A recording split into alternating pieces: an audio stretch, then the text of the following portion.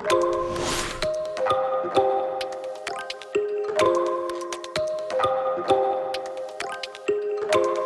qu'on a voulu faire à Combray-de-Seine-Marine, c'est préserver une zone humide en corps de bourg.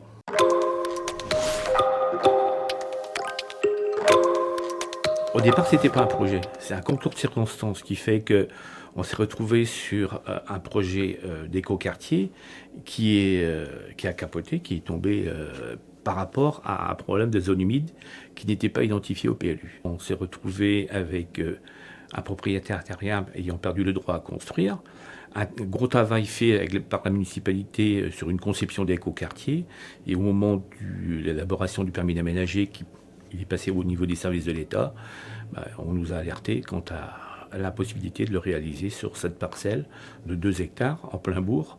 Pour nous, c'était une grosse déception. On a su rebondir sur une période du mandat suivant où la commune a fait l'acquisition de cette parcelle et l'a transformée en lieu de vie qui est situé en pleine agglomération entre 2 quartiers.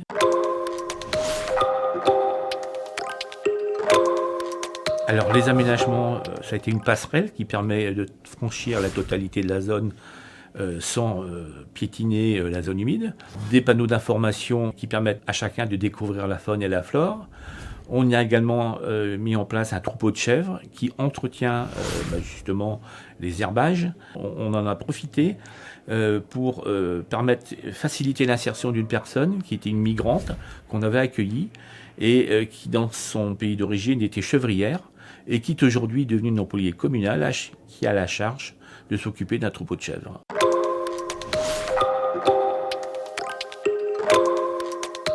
Nous avons été soutenus par le CIVA Lodey, le syndicat bassin versant de Lodey, par l'agence de l'eau, par la région et le département.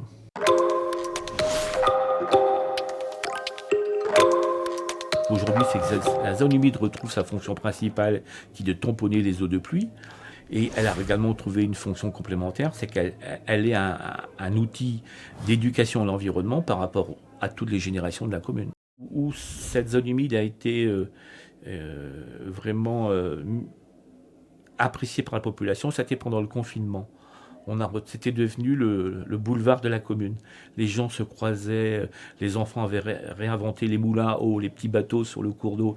Et là, c'était quelque chose que j'ai vraiment apprécié comme maire.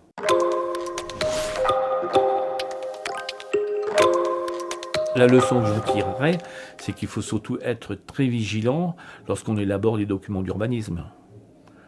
Parce que c'est des choses qui durent longtemps. Donc il faut être hyper vigilant, ne pas se tromper sur le classement des zones, bien identifier les zones humides lors de la rédaction des documents d'urbanisme.